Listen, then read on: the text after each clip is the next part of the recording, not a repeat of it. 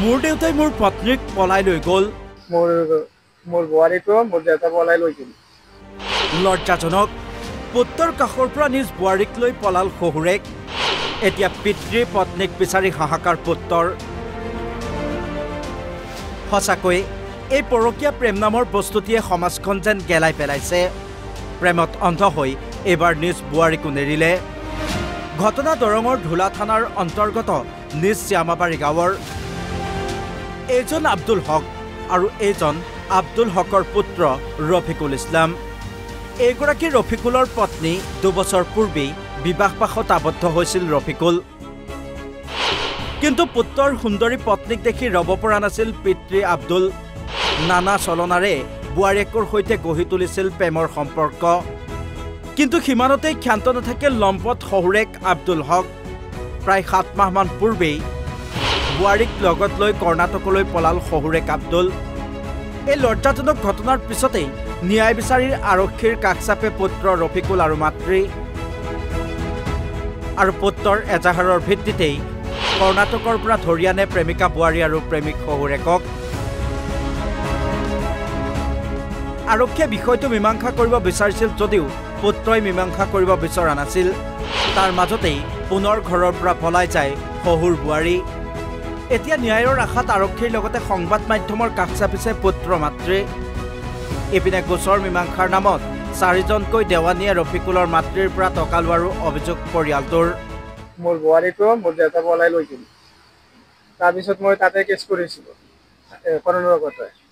তাৰপিছত ইয়াত আহিলোঁ 3 মাহমান ঘৰত অহাৰ পিছতে ধোলা থানাতো কেছ কৰিছোঁ। ইজাৰি এটা দি কেছ কৰিছোঁ। তাৰপিছত আজি ৰাতি 10টা বজাত ফোন মাৰিছিলে থানাৰ পৰা। ক'লে তই মাইকী ধৰা পৰিছে, তই ইয়াতে ক'লে সিহঁতে যেন ধৰা পৰিছে, সিহঁতে শাস্তি দিব লাগিব। মই আইনা আশ্ৰয় লৈছোঁ, সেইকাৰণে শাস্তিটো দিবই লাগিব। আইনৰ যেনেকৈ শাস্তি হয়। বিয়া 2 বছৰমান হ'ব লাগিছিল। তাৰপিছত ঘৰত থকাৰ পিছত একো হোৱা নাই। এইটো 7 মাহমান হ'লে এনেকুৱা ঘটনা হৈছে। পলাই লৈ যোৱা 7 মাহমান হৈছে। পলাই লৈ যোৱা মই খোজ পোৱা নাই ইমান দিন লৈ। আজিলৈ 3 মাহ আগত খোজ পাইছিলোঁ। তাৰপিছতে ঘৰত আহিলোঁ, অহাৰ পিছত খোজ পালোঁ। ধোলা থানাত কেছ কৰিছিলোঁ। কেছ কৰাৰ পিছত ইহঁতে ক'লে হ'ব, মই খুজি লওঁ ক'ত আছে বা আছে। যেতিয়া মই ইহঁতক পাম তোমাক ফোন মাৰিম, তুমি আহিবা। পিছত মই ফোন মাৰিলোঁ, মই আহিলোঁ থানাতে দি ইহঁতে বোলে ধৰি লৈ আহিছে। সেইকাৰণে ধৰি লৈ অহাৰ পিছতে মই থানাত আহিলোঁ। অহাৰ পিছত দিও সেইটো দুটা নাই। সেইটো দুটা ক'ত দিছে সেইটো মোৰ লাগে থানাৰ পৰা। তোমাৰ ৱাইফজন ক'ত দেউতাৰ লগত আছে? দেউতাৰ লগত বোলে আছে। তুমি আইনক কি ক'বা? আইনক ক'ম আপোনাৰ যে ফোন মাৰিলা মানুহ দুটা বোলে ধৰি লৈ আহিছা, সেইকাৰণে মানুহ দুটা ক'ত আছে সিহঁতক শাস্তি দিব লাগে। লৈছোঁ সেইকাৰণে আইন লৈছোঁ, শাস্তিটো দিব লাগে।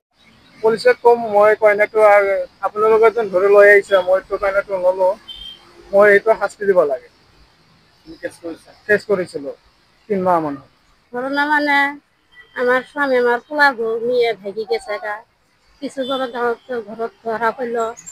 ধরা পড়ার পর আমার ধরে মারপিট করলো। মারপিট করার পরে আমার বেটা বউটা নিয়ে কোনোটা পলাই গেছে। পলাই যাওয়ার পরে ওরা ধরে নিয়ে আসছে। নিয়ে আসি হারে আমার কইলে ঝুলামিলি করবো, তুই আমার টেহা বেশি দিই। মেয়ে মানুষ আমি বাড়িতে একলা ছিলাম, পোলাটা কামত আছিল। 4-5 জনে এসে জোর করে আমার থেকে 50,000 টাকা নিয়ে গেছে। 50,000 টাকা নেওয়ার পরও আরো দম দিছে 5 লাখ টাকা লাগে, না হলে আমার মারা ধমকি দিচ্ছে আর কি। লাল বাহাদুরের সাথে আরো কেরা যাইছিল, লাল বাহাদুরের কি ভগত আছে দেওয়ানি। আপনার হাজবেন্ডজন? আমার হাজবেন্ড এটা আমার বেটা বউয়ের সাথেই আছে। ঘরতে আইলে আইনার আশ্রয় নিয়ে মানে আনে মানি নিব না।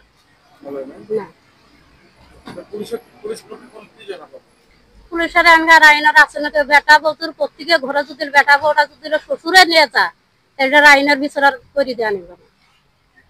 আরো প্রত্যেকে ঘরে এখানে হবো ঘটনা, এটা যদি শাস্তি না পায় প্রত্যেকে ঘরে শাস্তি পরিবেশ করো।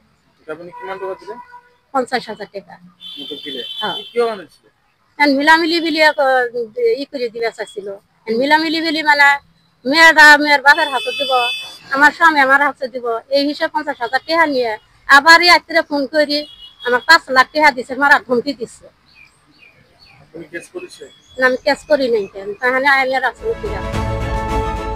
দলগাঁৱৰ পৰা ঋষি দাস, অসম লাইভ 24।